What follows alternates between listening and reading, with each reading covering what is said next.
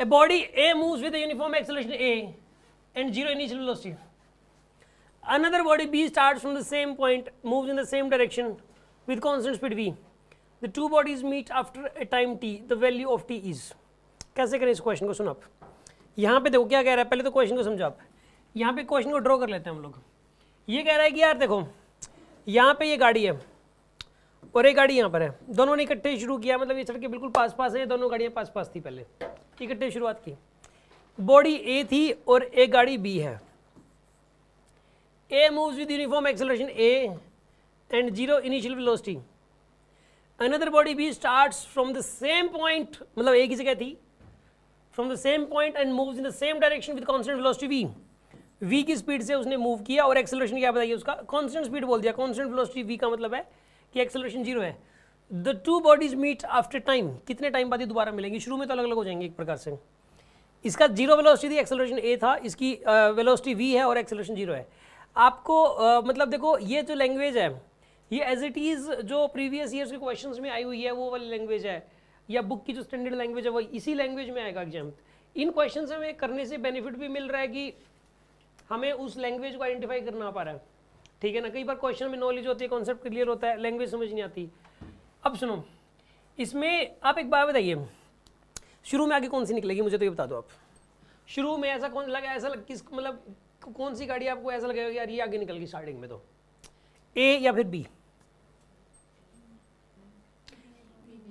B ये आगे निकलेगी, क्यों? एक्सेलरेशन की वैल्यू 10 है मान लो, एक बार मैं वैसे उदाहरण दे रहा हूँ, एक्सेलरेशन की वैल्यू 10 है और वेलोसिटी मान लो 2 है। मैं ऐसे दे रहा हूँ, इसने दिया नहीं है ऐसा, मैं मान रहा हूँ ऐसा, मान लो एक बार एक्सेलरेशन 10 है, वेलोसिटी स्पीड है इसकी 2। अब बताओ आगे कौन निकलेगा? शुरुआत में आगे कौन निकलेगा? इसका एक्सेलरेशन 10 है और इसकी वेलोसिटी 2 है। शुरुआत में आगे कौन निकलेगा?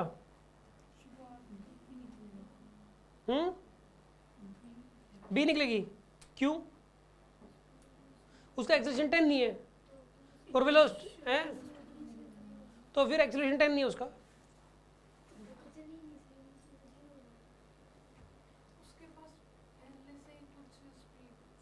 किसके पास थी पहले से स्पीड?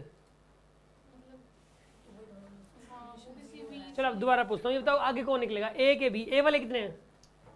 जो कह रहे ए आगे निकलेगी पहले, जो कह रहे बी आगे निकलेगी, जो कह रहे बी आगे निकलेगी। सही बात है, आपका सही जवाब है, बी आगे निकलेगी क्योंकि इसके पास स्पीड थी।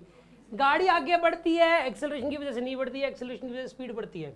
गाड़ी चलती है तो स्पीड की वजह से ही है, चाहे एक्सेलरेशन 1000 होता, चाहे 5000 होता, ठीक है ना। तुरंत थोड़ी देर बाद ये आगे निकल जाएगी, मान लेता हूँ एक्सेलरेशन कितना ज़्यादा होता हूँ, लेकिन एक बार शुरुआत में तो यही आगे जाएगी क्योंकि इसके पास स्पीड थी, इसकी स्पीड जीरो थी। गाड़ी आगे बढ़ती है स्पीड की वजह से, तो इसके पास स्पीड थी, इसके पास स्पीड नहीं थी, तो शुरू में ये आगे निकलेगी।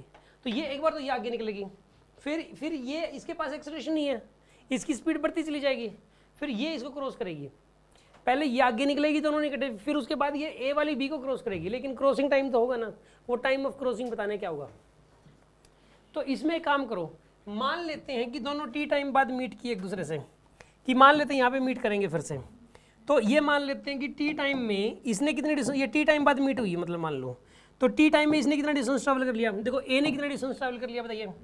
ए ने, ए के लिए सोल्व कर रहा हूँ मैं, S equal to u t plus half a t square लगाओगे इसके लिए, तो क्यों लगाओगे बताइए इसके लिए S equal to u t plus half a t square?